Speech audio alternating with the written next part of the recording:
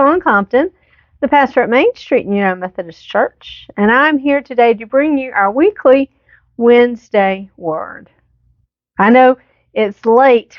It's close to the end of the day on Thursday when I'm finally getting this video recorded, and that's because it's just been a really busy week for me this week.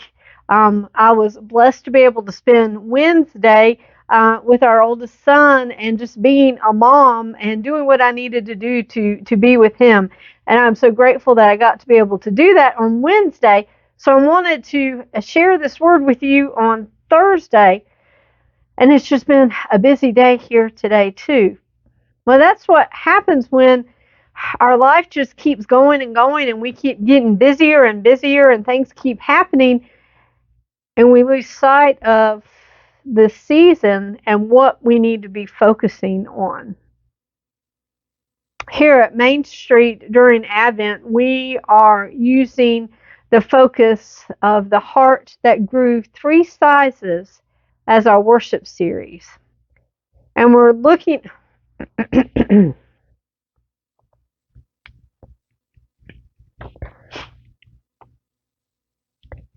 Hey, this is Dawn Compton, the pastor at Main Street United Methodist Church, and I'm here today to bring you our weekly Wednesday Word.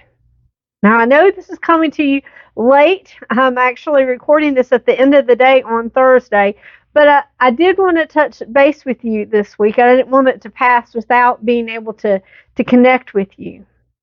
This week, I was able to spend Wednesday with our oldest son and connecting with him and being there for him and just being a mom on Wednesday. And I greatly appreciate that opportunity and that chance to spend the time with him. But I wanted to offer this word as we are in the midst of Advent and this time of preparation and this time of anticipation. And as we are in our Advent worship series, The Heart That Grew 3 Sizes. And we've been talking about what happens when everything goes wrong and what happens when Christmas isn't Christmas. And we can have weeks like what I've had this week where it's been just very busy and so many things that are trying to get done and things that we want to check off of our checklist and people we want to see, things we need to do. And it can get very, very busy. And we end up losing sight of why we are doing all of this craziness that we're doing. One of the things that I was able to do this day, earlier today, was to spend some time volunteering at the Bedford Christmas Station.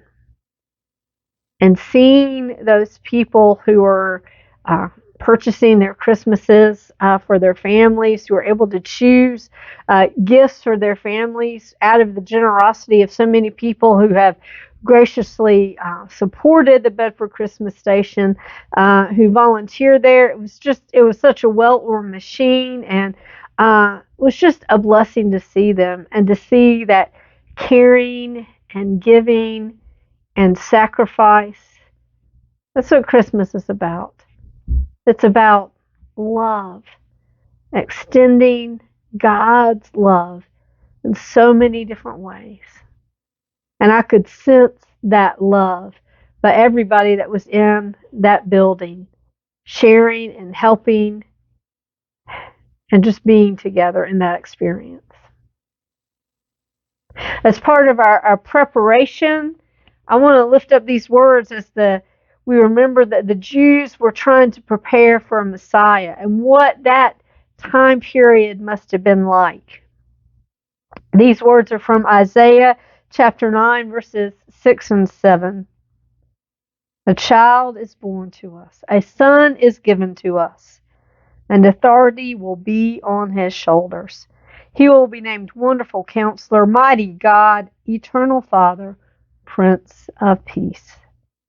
There will be a vast authority and endless peace for David's throne and for his kingdom, establishing it and sustaining it with justice and righteousness, now and forever. That's what the Jewish people were waiting on that child, that Messiah.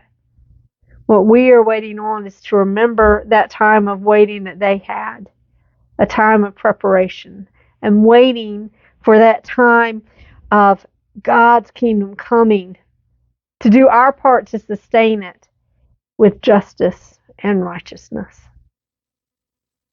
Friends, I hope you don't get caught up in all of your busyness with all of the craziness that's happening this season. Take time to focus on God.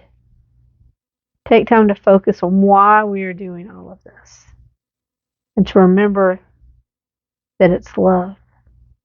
God's love for you that came down that Christmas morn.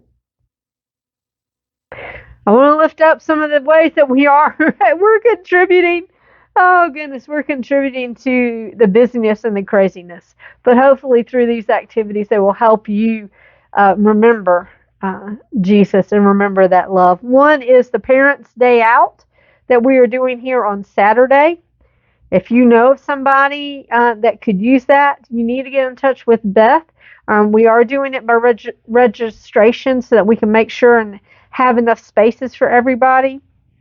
So reach out to Beth if you know of somebody that could use a day to go and do errands or do something else while their children are cared for in a safe space here on Saturday.